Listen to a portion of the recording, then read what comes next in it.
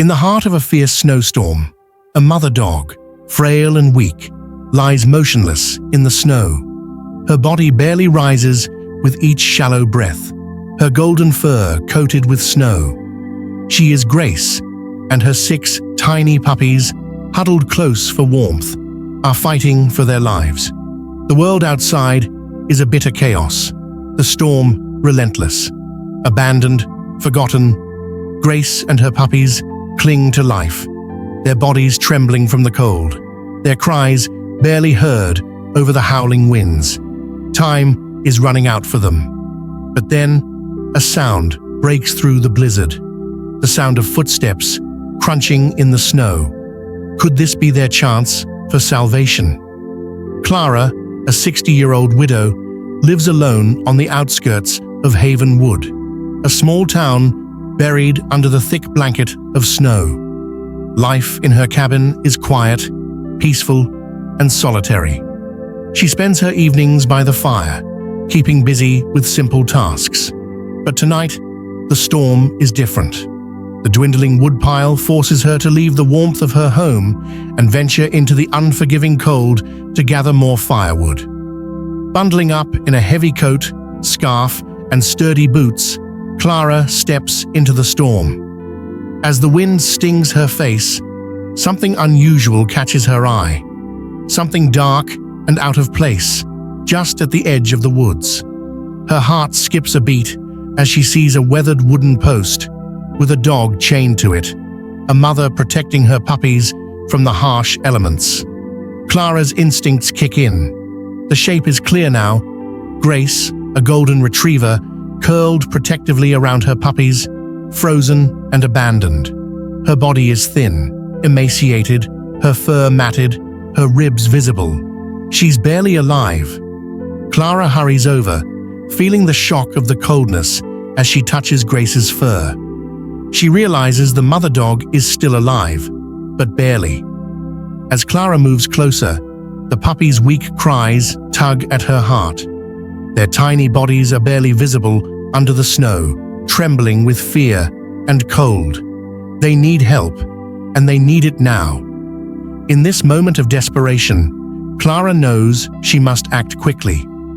She carefully removes her scarf and wraps it around the puppies, lifting them close to her chest. But Grace is too weak to move, chained tightly to the post.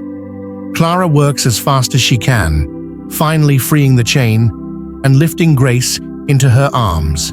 Together, with the puppies wrapped in her scarf, she fights through the storm and heads back to the warmth of her cabin. As Clara enters her home, the warmth of the fire offers a stark contrast to the storm outside. Grace and her puppies are safely inside now, but their journey has just begun. Clara watches as the puppies burrow into their mother's side, slowly gaining warmth and strength. She promises herself that no matter what happens, she will ensure that they are never abandoned again. Days passed, and Clara's life became focused on caring for Grace and her puppies.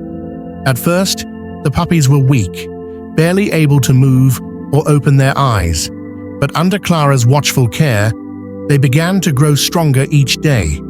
Their personalities started to emerge as they matured.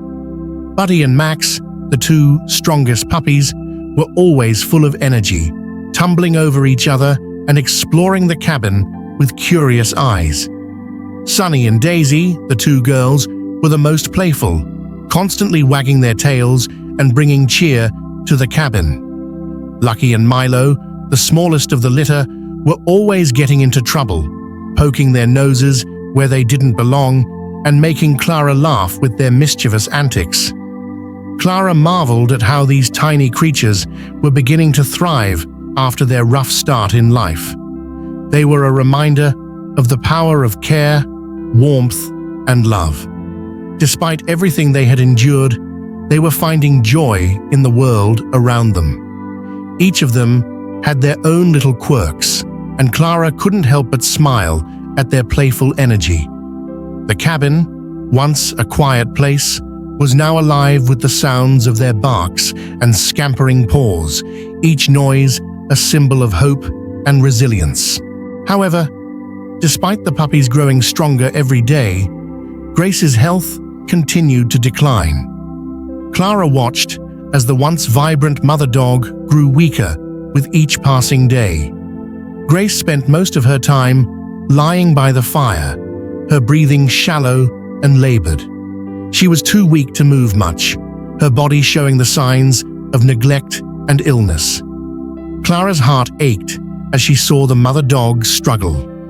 Grace's golden fur, once shining, was now dull, and her eyes lacked the sparkle they once had.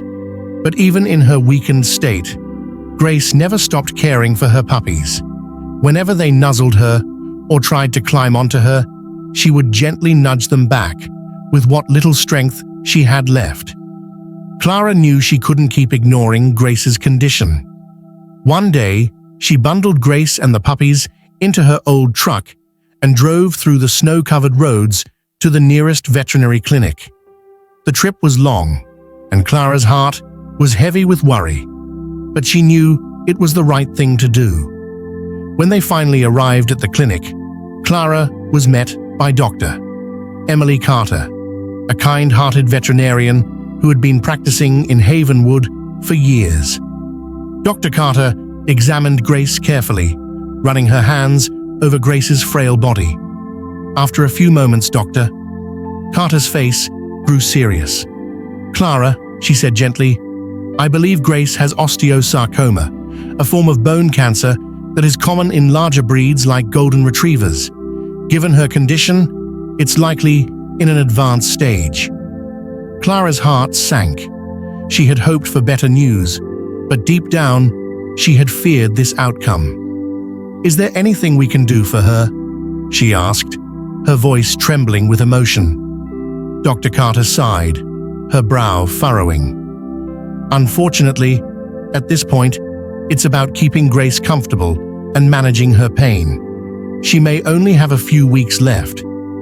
The words hit Clara like a punch in the gut. She wanted to cry, but she knew she couldn't. She had to be strong for Grace, for the puppies. "I'll make sure those weeks are the best of her life," Clara promised. Clara returned to her cabin with a new sense of determination. Despite the pain in her heart, she focused on giving Grace as much love and comfort as possible. She rearranged the furniture in the cabin, creating a cozy space near the fire where Grace could rest. She made sure Grace was never alone, spending hours sitting by her side, talking to her, offering comfort and reassurance. Grace, though weak, still had a quiet strength about her. She would lift her head when Clara spoke to her, as if acknowledging the love and care she was receiving. The puppies, full of energy and growing stronger every day, kept Grace company. Clara often took them outside to play in the snow, allowing Grace to watch them from the warmth of the cabin. Even in her frail state, Grace's eyes would sparkle with pride and love as she watched her puppies bound around. Clara couldn't help but feel grateful for the small moments of joy that Grace experienced, even in her weakened condition. Clara knew that Grace's days were numbered, but she refused to let that sadness overshadow the love and happiness that filled the cabin. She made every day count, cherishing every moment with Grace and her puppies. Clara knew that she couldn't do everything on her own. The task of caring for Grace and her 6 puppies was overwhelming, and as Grace's health continued to decline, Clara realized how much she needed help. That's when the community of Havenwood stepped in, offering their support in ways she never expected. It all started with Millie, her kind-hearted neighbor who ran the local bakery. After hearing about Grace and the puppies, Millie was determined to do something to help. She placed a donation jar in her bakery, asking customers to contribute to a fund for Grace's care. It didn't take long for word to spread, and soon the entire town was rallying behind Clara and her little family. The Grace Fund, as it came to be known, became more than just a financial lifeline. It was a symbol of the town's compassion and unity. People from all walks of life donated money, food, supplies, and their time. Some of the local businesses contributed dog beds, blankets, and toys, while others offered services like grooming and veterinary care. Clara was overwhelmed by the generosity that poured in, grateful for every small act of kindness. Havenwood had become more than just a town. It was a community that cared for one another, and now they were showing that same love to Grace and her puppies. But the support didn't stop at material donations. The people of Havenwood were also eager to give their time and affection. Neighbors would stop by the cabin, bringing homemade dog treats, offering to help with cleaning, or simply visiting Grace and the puppies to show them love. The puppies, full of energy, were a constant source of joy, and Clara noticed that they began to thrive even more with all the attention they received. They had become little celebrities in the town, their playful antics bringing smiles to everyone who encountered them. One of the most touching gestures came when Millie suggested creating a bucket list for Grace. With Grace's time running out, Millie wanted to make sure that the mother dog experienced as much joy and love as possible in her final days. The idea quickly gained traction, and the people of Havenwood gathered to brainstorm activities for Grace's bucket list.